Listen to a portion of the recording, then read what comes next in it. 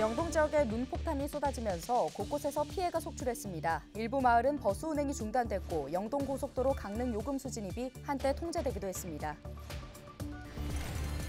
평창 가스 폭발 사고가 발생한 지 2달이 돼가지만 피해 복구는 여전히 막막한 상황입니다. 이재민들은 임시 숙소에 머물며 일상으로 돌아가기를 바라고 있습니다. 강원형 반도체 공유대학 입학식이 22일 강원대학교에서 열렸습니다. 반도체 공유대학에는 강원대 등 도내 7개 대학이 참여합니다. 동해안 신갑형 송전선로 건설과 관련해 홍천군이 주민협의 없는 사업 추진에 반대한다고 밝혔습니다. 홍천군은 각종 인허가 절차를 철저히 검증한다는 방침입니다.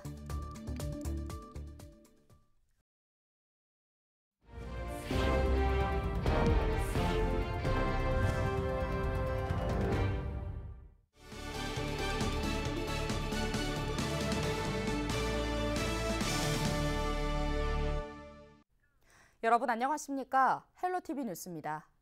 영동 지역에 사흘째 눈이 내리면서 산간에는 최고 70cm에 달하는 눈폭탄이 쏟아졌습니다. 산간 마을이 고립되고 마을버스 운행이 중단되는 등 곳곳에서 피해가 속출했는데요. 다행히 동해안 각 지자체가 제설 작업에 나서면서 주요 간선도로 소통은 원활했다고 합니다. 최성식 기자의 보도입니다. 백두대간이 온통 눈 세상으로 변했습니다. 쌓인 눈 무게를 이기지 못한 아름드리 나무들은 일제히 가지를 늘어뜨렸습니다. 산아래 주택은 눈에 파묻혀 어디부터가 길이고 어디가 밭인지 구분이 안 갈 정도입니다. 사흘째 이어진 폭설에 산간 지역은 말 그대로 눈폭탄을 맞았습니다. 해발 680m 강릉 삽당령 정상입니다.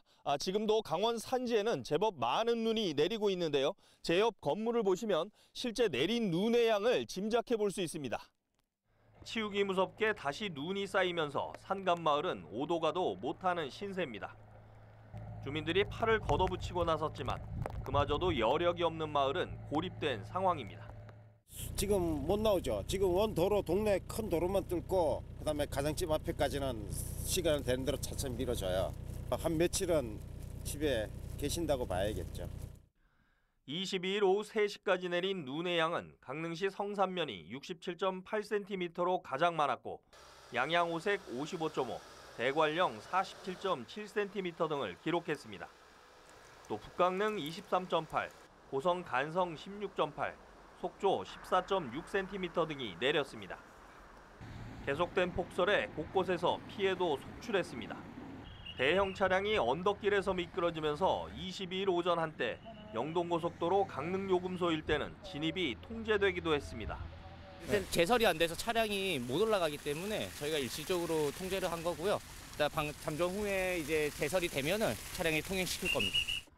외곽도로에서는 내린 눈에 나무가 쓰러지는 피해가 속출했고 강릉 지역 마을버스 10개 노선은 일부 구간을 단축 운행하거나 우회하는 등 애를 먹었습니다. 다행히 동해안 각 지자체가 긴급 제설 작업을 벌이면서 주요 간선도로 등에서는 차량 소통이 원활했습니다. 지금 시에서는 약 50대의 장비를 동원하여서 시민 생활에 불편이 없도록 제설에 최선을 다하고 있습니다. 특히 제설의 달인이라는 애칭답게 최선을 다하도록 하겠습니다. 며칠째 폭설이 이어진 건 한반도 북쪽에 찬 대륙 고기압이 위치해 있고 남쪽으로 저기압이 지났기 때문입니다. 동해상에서 만들어진 눈구름이 백두대간에 부딪히면서 산간 지역에 많은 눈을 뿌린 겁니다. 동풍이 지속적으로 유입되는 강원 동해안과 산지는 23일까지 5에서 10cm, 많은 곳 강원 산지 15cm 이상 예상됩니다. 강원도는 2월 말까지는 평년과 비슷한 기온을 보이겠습니다. 재난당국은 장기간 이어진 눈에 시설물 붕괴와 안전사고가 날 수 있다며 각별한 주의를 당부했습니다. 헬로티비 뉴스 최성식입니다. 강원 산지를 중심으로 60cm가 넘는 폭설이 내리면서 사고가 잇따르고 있습니다. 지난 21일 오후 10시 27분쯤 정선군 고환읍에서는 SUV 차량이 눈길에 미끄러져 가드레일을 들이받는 사고가 발생했습니다. 이 사고로 20대 여성 등 2명이 경상을 입어 병원으로 이송됐습니다. 나무 쓰러짐 사고도 잇따랐습니다. 22일 새벽 1시 47분쯤에는 강릉시 구정면 제비리에서 22일 새벽 4시 32분쯤에는 홍천군 서면 동막리에서 소나무가 쓰러져 도로를 막았습니다. 21일부터 이틀간 내린 폭설로 강원 지역에서는 소방활동이 95건 발생했고 이 중 54명이 교통사고로 인해 병원으로 이송됐습니다. 새해 첫날부터 평창의 한 마을을 쑥대밭으로 만든 가스 폭발 사고가 발생한 지 벌써 2달이 다 돼가고 있습니다. 이 사고로 인해 전신에 화상을 입었던 중상자 1명이 최근 치료 중 숨졌다는 소식도 전해졌는데요. 이재민들은 여전히 임시 숙소에 머물며 하루빨리 일상으로 돌아가기를 바라고 있습니다. 이다혜 기자가 현장에 다녀왔습니다. 지난달 1일 가스 폭발이 일어난 평창군 용평면 장평리. 폭설이 쏟아지는 가운데 마을회관 유리교체 작업이 한창입니다. 마을회관은 사고가 발생한 LPG 가스 충전소와 100m가량 떨어져 있는데 폭발 당시 충격으로 창문들이 모두 산산조각 났습니다. 사고 발생 후 50여일이 지났지만 마을 일대는 여전히 처참한 모습입니다. 많은 양의 가스가 순식간에 누출되면서 강력한 폭발이 발생한 탓에 일대 건물들은 폐허로 변했습니다. 목조주택은 아예 형체도 없이 주저앉았습니다. 이재민들은 인근 국립평창청소년수련원을 임시숙소로 사용 중입니다. 2달 가까이 이재민 생활이 이어지면서 하루빨리 피해 조사와 복구 작업이 마무리되기만을 바라고 있습니다. 이제 내 집이 아니다 보니까 그 부분이 이제 자유롭지 못하고 이런 부분에 대해서 이제 굉장히 조금 불편한 건 사실입니다. 그런데 이제 뭐 하루빨리 우리가 100%는 원하지 않지만 그래도 보장이 빨리 하루빨리 돼가지고 편하게 예전에 웃으면서 지낼 수 있는 그런 방향으로 좀 빨리 이루어졌으면 하는 게. 이런 가운데 이번 사고로 온몸에 화상을 입은 중상자 2명 중 1명인 35살 A씨가 지난 18일 병원에서 치료 도중 숨졌습니다. A씨는 사고 당일 가스 충전소 근처 극장에서 영화를 보고 건물 밖으로 나오던 중 폭발 사고로 인해 전신의 90% 이상 화상을 입었습니다. 서울의 한 화상 전문 병원에서 수술 후 치료를 받아왔지만 안타깝게도 목숨을 잃었습니다. 평창 가스 폭발 사고로 인해 사망자가 발생하면서 이번 사고에 중대재해 처벌법이 적용될지 여부에 관심이 쏠리고 있습니다. 경찰도 부상자 사망에 따라 해당 법 적용이 가능한지 검토하고 있습니다. 중대재해 처벌 등에 관한 법률상 중대재해는 중대산업재해와 중대시민재해로 나뉘는데 중대시민재해는 사망자가 1명 이상 발생한 경우 적용이 가능합니다. 다만 중대재해처벌법 시행 일자는 지난 1월 27일이었는데 사고 발생일은 1월 1일이었던 탓에 소급 적용이 불가능할 것이란 해석도 있습니다. 2024년 1월 27일부터 5인 이상 50인 미만 사업장에 중대재해처벌법이 적용되는데 이 사건은 법 적용 전에 발생한 사건이라서 중대재해처벌법으로는 처벌받지는 않지만 산업안전보건법 또는 형법에 따라서 형사처벌을 받게 될 것으로 보입니다. 평창 가스 폭발 사고로 발생한 인명피해는 현재까지 사망자 1명, 중경상자 4명입니다.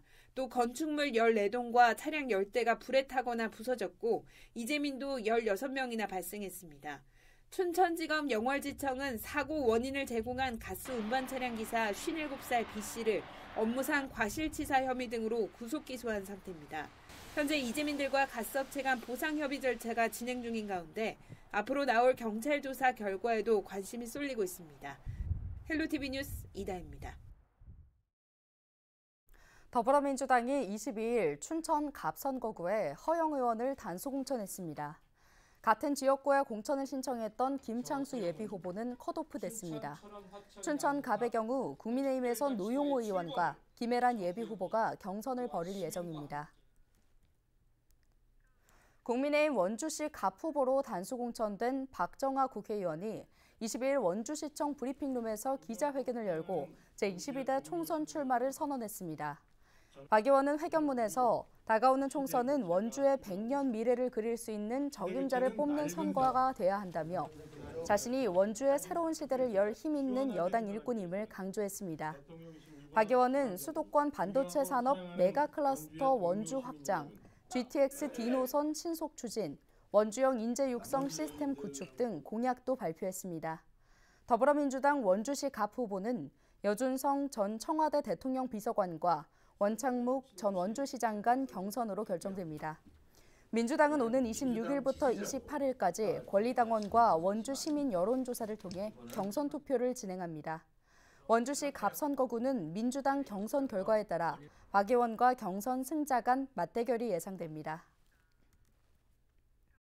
강원특별자치도가 반도체 전문 인력 양성을 위한 강원형 반도체 공유대학 입학식을 22일 강원대학교에서 개최했습니다.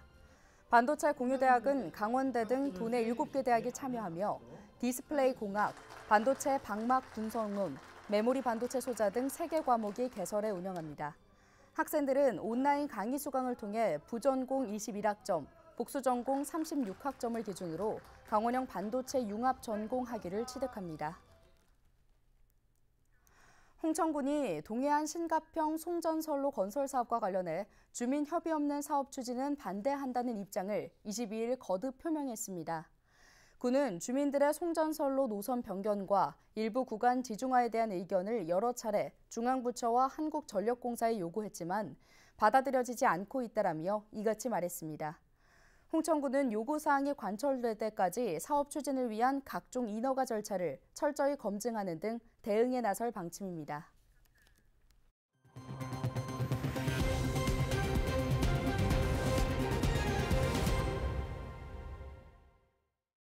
강원경찰청이 22일 기동순찰대, 형사기동대 합동발대식을 개최했습니다. 기동순찰대와 형사기동대는 지난해 흉기난동 등이 잇따르면서 범죄를 예방하고 현장 대응 역량을 강화하고자 신설된 경찰 조직인데요. 강원경찰청은 기동순찰대와 형사기동대를 통해 범죄 발생을 사전에 예방 차단함으로써 범죄 대응 역량을 강화하고 도민의 치안 만족도를 더욱 높이도록 하겠다고 말했습니다.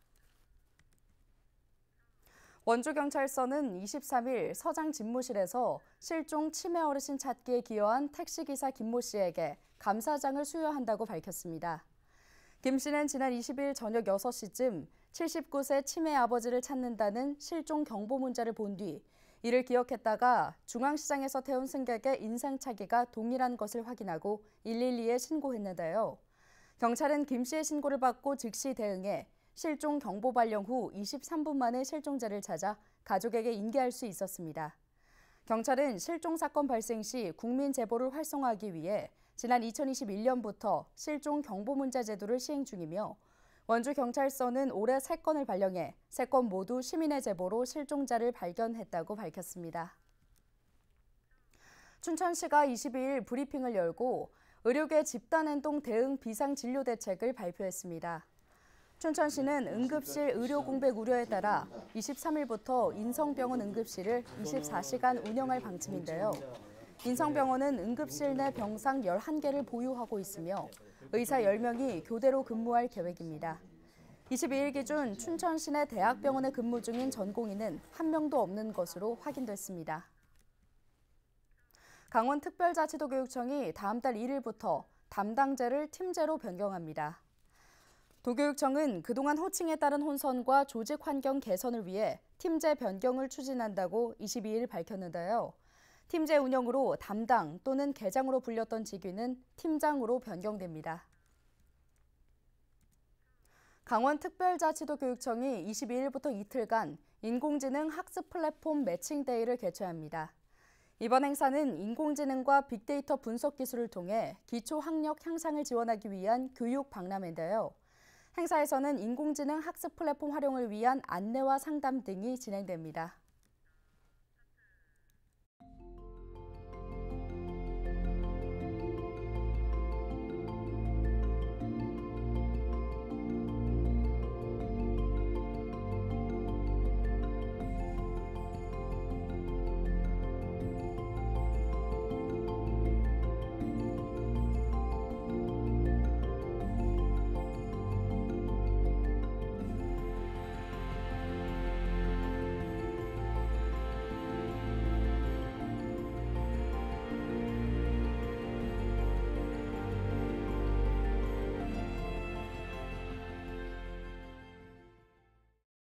뉴스 마칩니다. 고맙습니다.